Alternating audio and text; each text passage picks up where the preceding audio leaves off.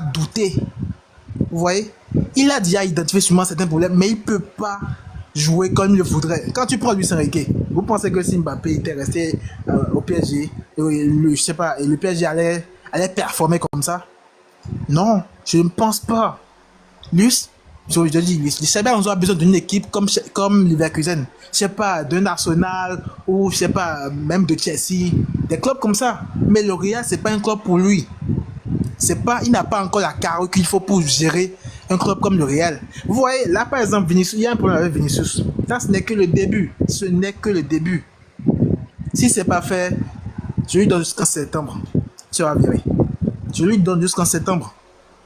Cette saison, si on ne s'est pas fait, ce sera pire que la saison passée. Je vous assure. Merci beaucoup.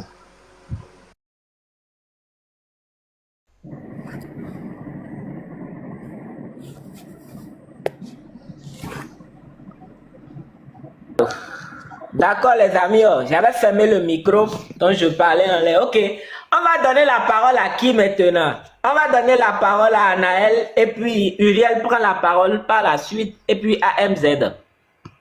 Bon, Anaël, on t'écoute. Bon, moi je pense déjà que on ne juge pas sur un premier match, oui, mais on doit sentir quelques changements, un soupçon de changement. Pourquoi je dis ça? Quand tu prends par exemple le Barça de Hansi Flick la saison passée, pour ceux qui ont suivi les matchs de pré-saison, même Pep Guardiola, quand on avait affronté City en match de pré-saison, Pep Guardiola a dit que par rapport au pressing, que le Barça est une équipe qui presse bien. Donc pour moi, tout ne va pas changer sur un match, on ne peut pas jouer et juger en Flick sur ce seul match-là, mais on n'a rien vu qui a changé du côté du Real Madrid. Même pas un petit truc, un petit signe qui montre que, ah oui, l'entraîneur est venu, les joueurs veulent se donner, on n'a pas senti ça. Donc moi, c'est ce petit bémol-là que moi, j'ai remarqué au niveau du Real Madrid. Mais non, concernant maintenant le coach, moi je pense que Perez va lui laisser le temps de travailler. Je ne sais pas, mais j'ai ce sentiment-là qui me dit que Xabi Alonso, Perez, lui, va le laisser continuer de travailler. Maintenant, est-ce que Xabi Alonso va réussir au Real? Point d'interrogation. Est-ce que Xabi Alonso est un bon coach? Ça, c'est clair. Est-ce qu'il est un grand coach en devenir? On ne sait pas encore. Mais avec ce qu'il a fait dans Leverkusen, on peut dire oui.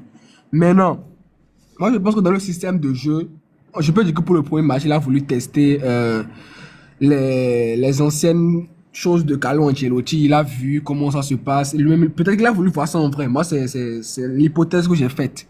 Maintenant, concernant les joueurs qu'il a sur le terrain, c'est clair qu'il ne peut pas mettre Jude au banc. Même quand certains me disent qu'ils ont besoin de meneurs, ça c'est clair. Ils étaient sur Zubimendi, mais moi j'ai vu hier que Zubimendi c'est pratiquement bouclé avec Arsenal. Donc c'est pour dire quoi? Est-ce que Perez veut mettre la main à la pâte pour aller chercher un milieu de terrain créatif? Point d'interrogation. Est-ce que Xabi Alonso le veut? Sûrement que oui. Maintenant, qui tu vas mettre au banc ou qui va rester au banc à la place de tel milieu de terrain? Parce que on sait tous que Jude, c'est pas sûr.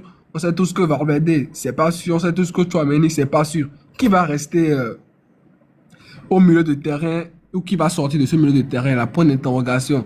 Maintenant, en attaque, on voit que Vinicius, moi je vais prendre le cas de Vinicius actuellement, ça ne va pas avec Vinicius. On a vu que même pour le match de pré-saison, ce n'est plus le Vinicius qu'on connaît. Est-ce que Xabi Alonso va pouvoir redresser ce Vinicius-là? Point d'interrogation. En fait, il y a point d'interrogation, plein de questions et plein de points d'interrogation qui se posent sur cette équipe du Real Madrid. Là, moi, je pense que c'est avec le temps, on saura.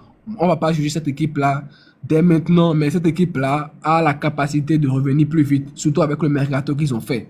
Moi, je pense que quand certains me disent qu'ils parlent de fatigue de fin de saison, mais moi, je pense que Alessandro Arnold, c'est vrai qu'il a joué tous les matchs avec Liverpool, mais tu viens dans un nouveau club minimum, tu essaies de prouver pour ton premier match, mais il s'est fait détruire sur le côté par l'ailier de Al Hilal. Moi, et on sait tous que Arnold a des problèmes défensifs, ça on n'en doute pas. C'est à Xabi Alonso de savoir comment bien disposer Alessandro Arnold sur le terrain pour qu'on ne remarque pas ces failles-là.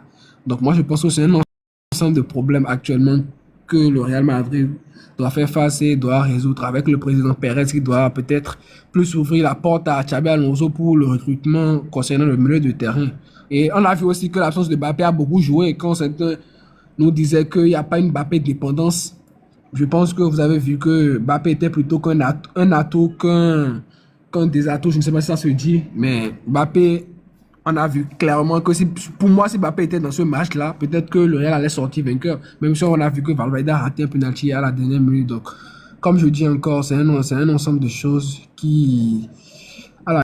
auxquelles le Real Madrid doit faire face. Il y a beaucoup de problèmes du côté du Real Madrid. Donc merci, moi je vais m'arrêter là. D'accord, Uriel, on t'écoute. Ok, bon, concernant Xabi Alonso, bon, en toute honnêteté, moi je vais pas le juger pour ce seul match. D'abord, il a eu environ 4 jours pour préparer son équipe, donc moi je vais pas le juger sur le match. On va pas juger un entraîneur sur un seul match, non. Donc moi je reste à voir, hein, je vais voir ce qu'il fera dans les prochains matchs. Mais moi je pense en toute honnêteté que si le Real ne recrute pas un milieu de terrain créatif avec Xabi Alonso, ça ne marchera pas. Parce que si on prend le système de jeu de Xabi Alonso, c'est un système de jeu créatif. Il faut des milieux créatifs. Et quand on prend le milieu actuellement du Real, notamment le milieu qu'il a aligné lors du match contre Real, on a Bellingham, Valverde et Tchouaméni. D'abord, Valverde et Tchouaméni, ça ne marche pas. Valverde et Tchouaméni, c'est à peu près le même profil. Et quand on prend les milieux du Real, oui, ce sont des hommes qui courent fort, qui se donnent, mais techniquement, c'est zéro. Bon, c'est pas complètement zéro, mais quand même, vous voyez ce que je veux dire. Techniquement, c'est pas ça. Et quand on pense Valverde dans un milieu de Young, Pedri et Dani Olmo, Valverde n'est pas titulaire. Et maintenant, il faut que Xabi Alonso prenne des décisions fortes. Il faut qu'il décide quand même entre Tchouaméni et Valverde de mettre quelqu'un au banc pour pouvoir faire entrer Arda Güler. Il faut que le Real recrute aussi un milieu créatif. Sinon, avec cet effectif et ce milieu de terrain, Xabi Alonso peut tout essayer, mais il ne réussira pas au Real. Mais quand même, on ne peut pas le juger sur un seul match. On va attendre de voir ce qu'il fera dans les prochains matchs.